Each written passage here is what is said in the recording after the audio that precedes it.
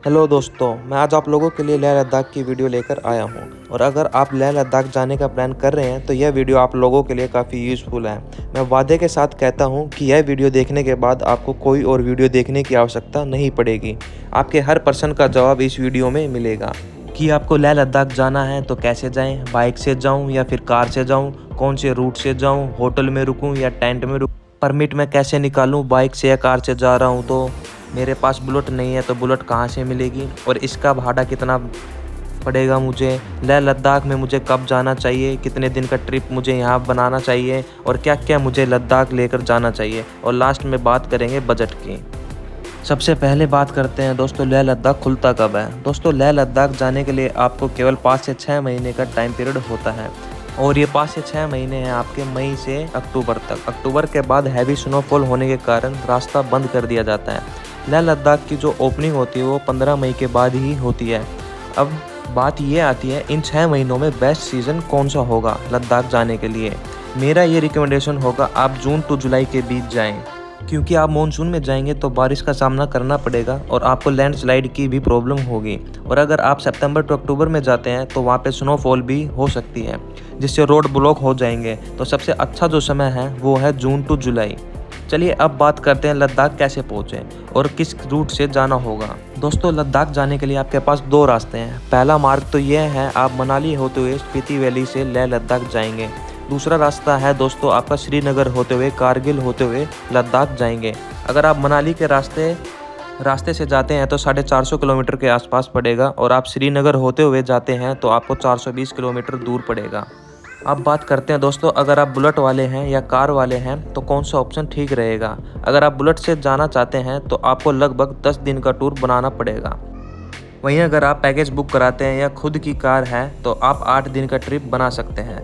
अब यहाँ पर बात यह आती है कि बुलेट से जाने के लिए क्या क्या चीज़ें ले जाना ज़रूरी है। अगर आपके पास खुद की बुलेट है तो आपको किसी भी पार्किंग की कोई दिक्कत नहीं होगी। चाहे आप दिल्ली से आएँ या आप चंडीगढ़ से आएँ, आप बुलेट से आसानी से पहुंच जाएंगे। दूसरी चीज़ ये, आपका बुलेट खुद का नहीं है, आप मनाली से या श्रीनगर से बुलेट लेना चाहते हैं तो आपको रेंट पे मिल जाएगी। अगर मैं कॉस्ट की बात करूं तो 1300 रुपये पर डे पड़ेगी मनाली में। इसी रेट के आसपास आपको श्रीनगर में भी मिल जाएगी। अगर आप हिमालयन बुलेट लेते हैं तो 1600 रुपये पड़ेगी। अब बात करते हैं बुलेट से जाने के लिए क्या क्या चीज़ों को कैरी करना होगा। तो दोस्तों, बाइक से जाने के लिए जो सबसे इम्पोर्टेंट चीज़ है वो है जेरी कैन। जेरी कैन यानी कि पेट्रोल का छोटा सा कंटेनर जो 5 से 10 लीटर का हो, उसे कैरी करके चलें क्योंकि उस रूट में आपको पेट्रोल पंप देखने को नहीं मिलेगा। सेकंड, आपका हेलमेट इम्पोर्टेंट है। बिना हेलमेट के आप ट्रैवल ना करें। आपको वहाँ से नदी पार करनी होगी, पुल पार करने होंगे और बड़े बड़े पत्थरों को भी पार करना होगा। और तीसरी चीज़ दोस्तों, आप 8-10 दिन का प्लान बना रहे हैं तो आपके लिए बहुत ज़रूरी है एक पोस्टपेड सिम, ताकि आप अपने परिवार वालों के संपर्क में रहें। दोस्तों, अगर आप श्रीनगर वाले रूट से जा रहे हैं तो उस रूट पे आपको ज़्यादा ख़राब रास्ते देखने को नहीं मिलेंगे। चलिए दोस्तों, अब बात करते हैं गाड़ी का परमिट कहाँ से लें। लद्दाख जाने के लिए आपको वहाँ पे एक परमिट चाहिए होता है। वो परमिट होता है, लद्दाख लोकल साइट सीइंग घूम रहे हैं तो उसके लिए आपको परमिट चाहिए होता है। तो इस साइट पे जाके आप परमिट निकलवा सकते हैं। इस परमिट का जो कॉस्ट है वो 800 से 850 रुपये पड़ता है। या तो आप लद्दाख जाके डीएम ऑफिस से भी निकलवा सकते हैं या फिर आप वहाँ भी किसी इंटरनेट कैफ़े वाले से भी निकलवा सकते हैं। दोस्तों, अब आपके मन में प्रश्न आ रहा होगा, आप एक ही परमिट चाहिए या और भी परमिट की आवश्यकता पड़ेगी। दोस्तों, अगर आप मनाली वाले मार्ग से जा रहे हैं तो फिर आपको एक परमिट की ज़रूरत होगी। अगर आप रोहतांग होते हुए जा रहे हैं, लेकिन मैं ये कहूँगा आप रोहतांग वाले रास्ते से ना जाएं क्योंकि अब बन चुका है अटल टनल। अटल टनल से आप जाएंगे तो किसी भी परमिट की ज़रूरत नहीं होगी और यहाँ रोड भी बहुत अच्छे हैं। और यहीं मैं बात करूँ श्रीनगर वाले मार्ग से, अगर आप जा रहे हैं श्रीनगर से भी आपको किसी भी परमिट की ज़रूरत नहीं पड़ेगी। तो दोस्तों, ये तो बात हुई हम 2 व्हीलर से जाते हैं तो कैसे जाएँ। अब बात करते हैं हम 4 व्हीलर से जाते हैं तो किन किन बातों का ध्यान रखें। सबसे पहले, आपकी खुद की गाड़ी है तो एक ही सजेशन दूंगा, आप एक अच्छी ग्राउंड क्लियरेंस वाली गाड़ी पकड़िए, जैसे कि नेक्सॉन हो गई, इको स्पोर्ट हो गई और स्कॉर्पियो हो गई। ये सारी गाड़ियां बेस्ट रहेंगी। अब बात करते हैं दोस्तों, अगर आपके पास कार नहीं है और मैं मनाली से या श्रीनगर से कार हायर करूंगा तो मुझे क्या क्या चीज़ों का पालन करना होगा। सबसे पहले तो दोस्तों ये कि आपको एक चीज़ का ध्यान रखना होगा, जो भी आप गाड़ियाँ पैकेज पे लेंगे, पैकेज वाले आपको लेह तक छोड़ेंगे और उसके बाद लेह का जो लोकल साइट सीइंग है, जो घूमना है, वो आपके टूर ट्रैवल वाले आपको नहीं घुमाएंगे। इसका कारण यह है लद्दाख 4 से 5 महीने के लिए खुलता है और इस 4 से 5 महीने वाले भी जो लद्दाख की टैक्सी यूनियन है वो किसी भी जो हिमाचल प्रदेश या अन्य राज्यों से आने वाली गाड़ियों को परमिशन नहीं देती है। आप उनके द्वारा घूमेंगे, वो ज़्यादा कॉस्ट चार्ज नहीं करते हैं। वो एक दिन का 2500 से 3000 रुपये चार्ज करेंगे और वो सारी साइट सीइंग घुमा के होटल। चलिए दोस्तों, अगली बात करते हैं रास्ते की। हमें एक ही दिन में ट्रैवल करना चाहिए या बीच बीच में स्टे लें। दोस्तों, मैं आपको ये सजेशन दूंगा कि आप 2 दिन में लेह पहुँचें।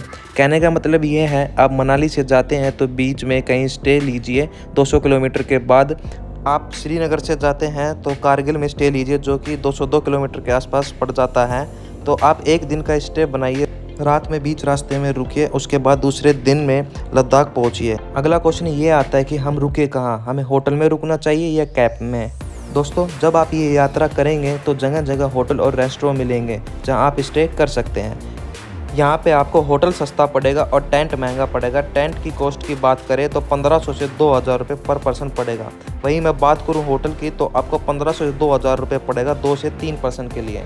तो दोस्तों, इसी के साथ हम बात कर लेते हैं खाने पीने का क्या कॉस्ट पड़ेगा। तो यहाँ आपको खाना थोड़ा कॉस्टली पड़ेगा, जो कि आपको 200 रुपये पर पर्सन एक टाइम का खाना मिलेगा।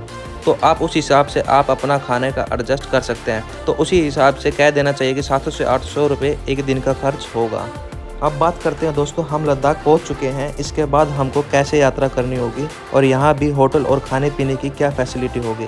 दोस्तों, यहाँ पे होटल की बात करें तो 800 रुपये में मिल जाएगा।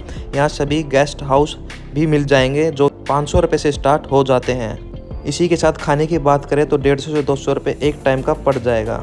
अब बात करते हैं लद्दाख घूमने के लिए कितने दिन रुकें। तो आप यहाँ एटलीस्ट 3 दिन रुकें। लेह में आपको फर्स्ट डे घूमना है वहाँ की लोकल साइट सीइंग, जिसमें आपको बहुत सारी लेह प्लेस, मोनेस्ट्री, इन सारी चीज़ पे विजिट कराया जाएगा और लेह में शॉपिंग भी कर सकते हैं। दूसरे दिन आपको जाना है पेंगोंग लेक। दोस्तों, अगर आप पेंगोंग लेक जा रहे हैं तो उसके लिए अलग से परमिट निकलवाना होता है। तो आप टैक्सी से जा रहे हैं, यानी कि लेह लद्दाख की लोकल टैक्सी से जाना चाहते हैं तो वो खुद ही सारी चीज़ निकलवा के दे देंगे। और तीसरे दिन आपको जाना है नुब्रू वैली। यहाँ आपको किसी भी परमिट की ज़रूरत नहीं है। और 4th डे आप अपने घर के लिए रवानगी ले लीजिए। अगली बात करते हैं हमें कॉस्ट क्या पड़ जाएगा। सबसे पहली बात करते हैं, आप बुलेट से जाते हैं तो पर हेड 20,000 रुपये मैक्सिमम खर्च पड़ जाएगा। अब बात करते हैं कार वालों के। अगर आप अपनी कार से, तो इसमें मैं पेट्रोल का, खाने पीने का, स्टे का और परमिट का खर्चा, इन सारी चीज़ों को इंक्लूड करें तो हार्डली 12 से 15,000 लगेगा। एक गाड़ी में आप कम से कम 4 पर्सन रहेंगे, इसलिए आपका खर्चा कम लगता है। चलिए दोस्तों, अब बात करते हैं, आपके पास ना ही बुलेट है ना ही कार है तो आप कराएंगे पैकेज। पैकेज वाले जो चार्ज करेंगे वो 25,000 के आसपास करेंगे। पैकेज में वो आपको देंगे ट्रांसपोर्टेशन, खाने का खर्चा, होटल के खर्चे, लेह में जो होटल रहेंगे वहाँ, और खाने पीने के भी खर्चे ऐड रहेंगे। तो दोस्तों, ये सारी बातें थी लद्दाख कैसे पहुंचा जाए। धन्यवाद दोस्तों।